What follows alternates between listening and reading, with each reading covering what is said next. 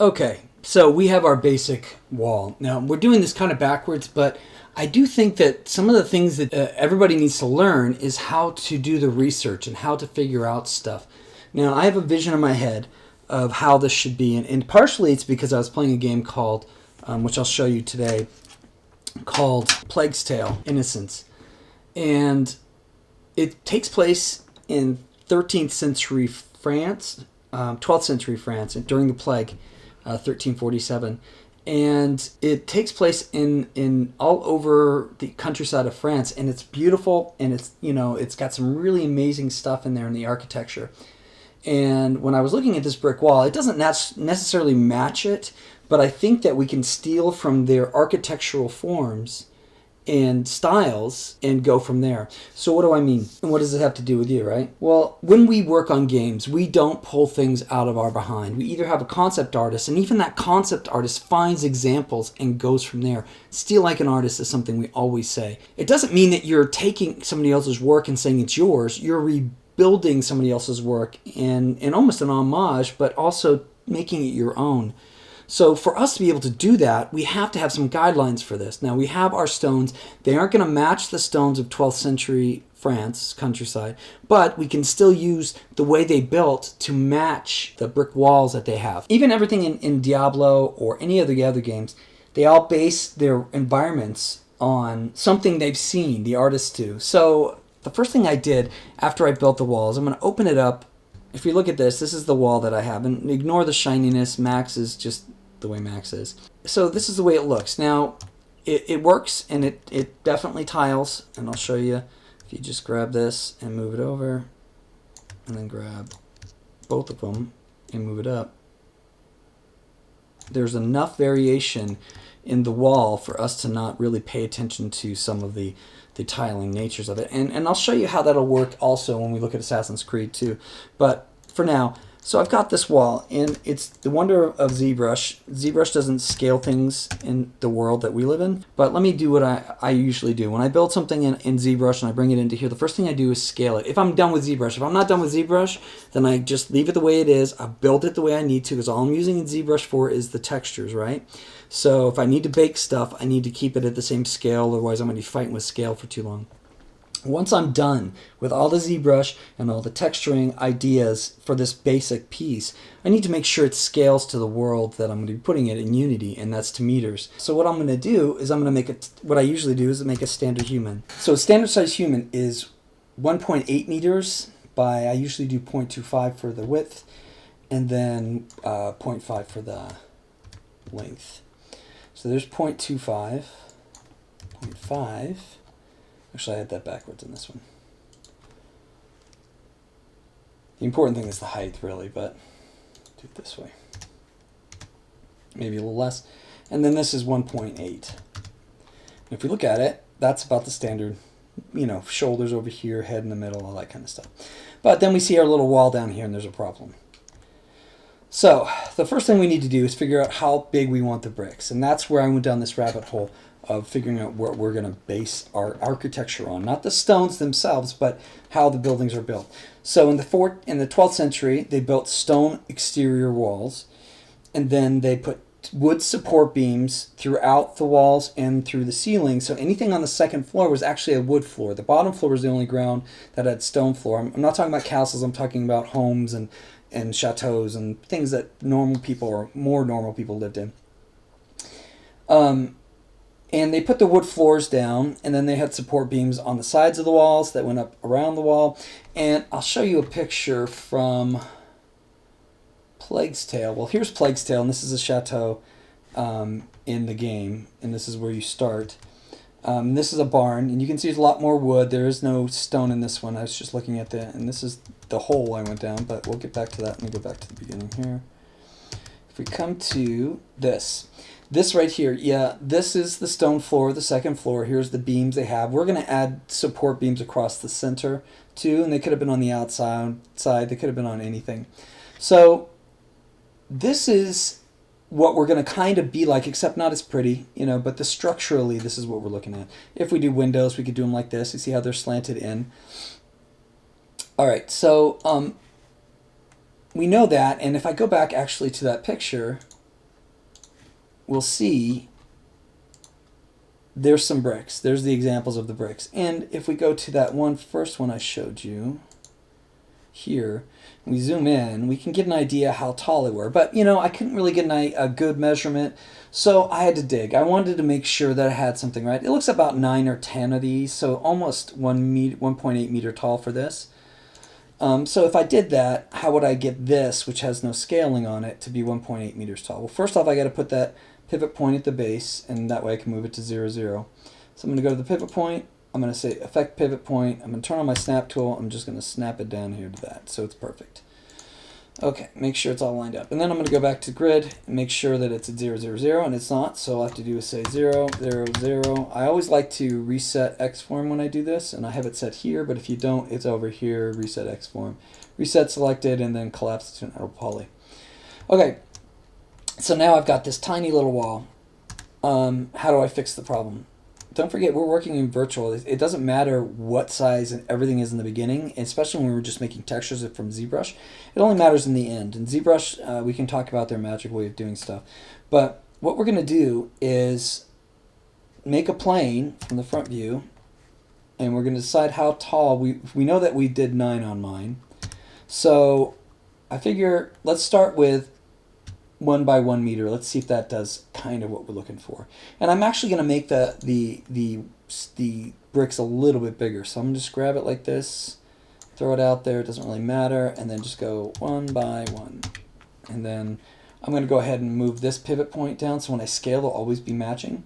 Effect Pivot Point, turn on the Snap tool by pushing S, and then, well, grab it here, move it there.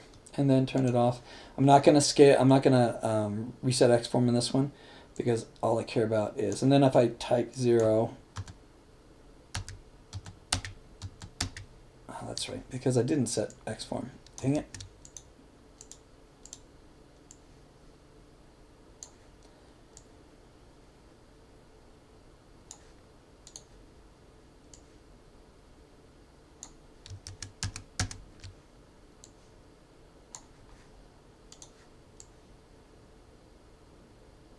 Anyway, oh, it worked this time. Well, I did something wrong last time.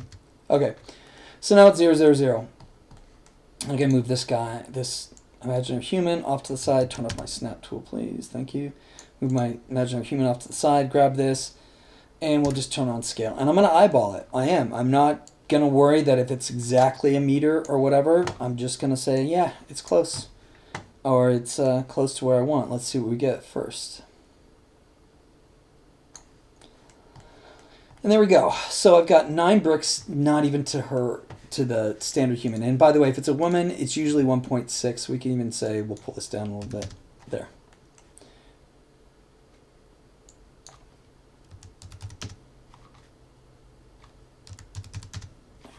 Okay. So that's not quite it. So what do I want to do? I want to take this one, and then I'm going to say, well, what if it's 1.5 maybe? Problem is it's always going to build it out of the middle because of the way the max works. But when we move it again, wow, you suck. It didn't move the pivot point. That was really sweet. Okay, so we're going to move this. I'm just going to snap, make my life easier. Snap. Okay, now I'm going to take this one and turn off the snap, scale, and scale it up. Okay. I mean, that's fine. It's not great. It's not perfect. Let me see if I start getting more of these walls, if it works better for me. I'm going to go ahead and take this one and put it there. And then I'm going to hide my blue wall. Hide. I don't want to get rid of it yet. I'm going to take both of these and move it over here. Like that. Actually, it is kind of much bigger than what we were looking at a second ago. So maybe the one was closer to what I want. If we're going to go with these smaller bricks, well, we'll say we aren't. Okay, we're gonna say that they're, well, you know what? Let's just go back to where we were. There. That just means that we're gonna have to make bigger pallets out of these pieces. So we've got, turn on the snap. My life would be easier. Snap, and then I'll grab both of these and then grab them from this side and hold Shift and snap to there. Okay. And that's still probably a little bit big, but that works. So now I've got this defined. I've got this all laid out. I've got a brick that's a standardized brick, and we're going to break up the brick later in the class. But for now, we've got this brick environment that's set up, and it looks like close to the same scale we may want it to be. So this is good. That's a good start. So let's go back to our pictures. And I said before that, I had a hard time finding any information. So I'm going to show you my rabbit hole of a internet search history. So I went in here and I said manners of the 12th century, because I looked up, first I actually looked up when was the plague, and I found out it was in 1347. Then after I figured that out, and that was 12th century, then I started looking and I looked at some of these, and really wasn't getting what I wanted, so I kept looking at different places. I wanted French. I didn't want the rich ones. I wanted the French chateaus, or the French, all these things were super nice, but they aren't really like the place they live. Eventually I found something, and I think it was here actually. I found this one, and I was like, wow, what are they doing? This is really cool. And then I look down here and there's tons of them. So what is this? And I look, there's Guédillon Castle in France. So I looked it up, or I went to that, actually. I went to that Atlantic magazine article, and I went through it all, and then I started looking up the Gideon, and there's a little video on it even, but there's also a whole series of stuff on it. I haven't watched them yet. They're all French. It's very interesting to me.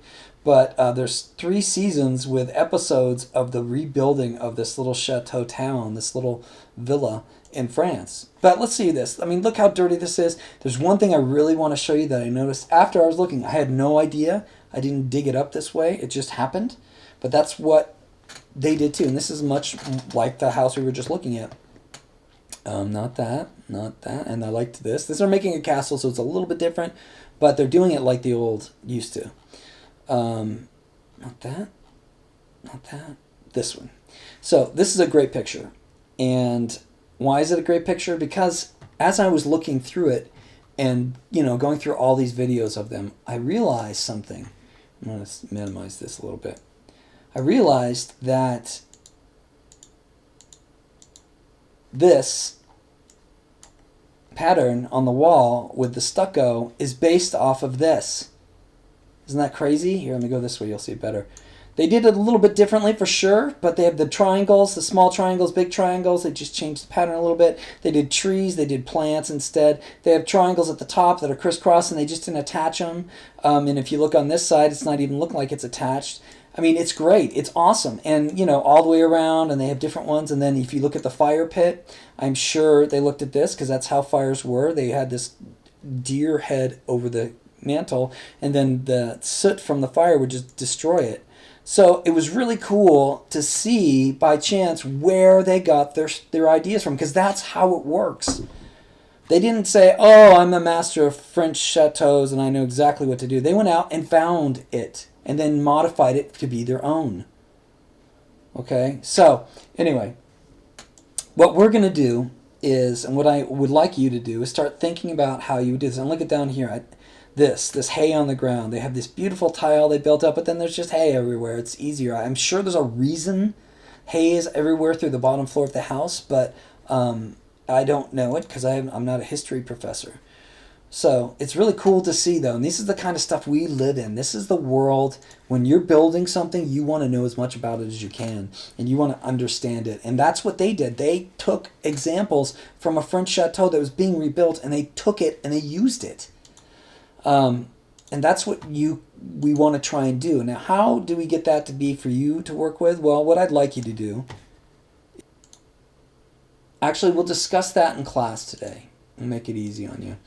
One of the things I did do after I figured out I wanted those T crossbeams is I went out and looked up how these were, and I found this, not that, this crossbeam, and I like it. And I figured I searched for crossbeams, wood crossbeams, and I found all these. The King's Post is what that's called, and I found all these informations. But this is the kind of stuff, how it's set into the wall. We can do it that way, but I was going to push them off the wall. This is called an arch cord, a King's Post truss. And this is the classic, the alcove legacy. They're all different kind of knee braces. These are what are those called, and this is just somebody else's piece. And here's some more examples of me trying to find information on these pieces. And this is where I dug that. Again, a King's Post. Now I know what that is. Warren Truss says we don't going to use any of this stuff, but that's what you should be doing as you go out and look. And in the future, for sure, for now, we'll talk about it in class and figure out the best way to get you guys digging up some. I'd like for you to make your own versions of some of this stuff, but we're going to have time to do that because I kind of think I'm going to plan on adding all the different stuff we do to this environment, to a simple wall set, or a simple environment, or let's say interior environment sets for a game. So you're going to build a few pieces. So we'll talk about that in class, and I just wanted to throw that with you and get you used to thinking like this. It's really, really important that you do the research and you understand what you're trying to do, and you try and follow what other people have done in history and modify it to make it work. It takes so much of the doubt when players see it out of their head. It doesn't look right. We don't know why it doesn't look right. We just don't think it looks right. And they could be completely wrong with, this. Try all this stuff in here. This could be completely wrong. A lot of this probably is fabricated. But so much of it isn't, as an example of this, that we know that we ignore anything that could or could not be. Like in the part of the game, there's so many rats that's not even feasibly possible. But for me, the environment makes up in these little trunks and stuff, and it's just great. All right, I'll talk to you.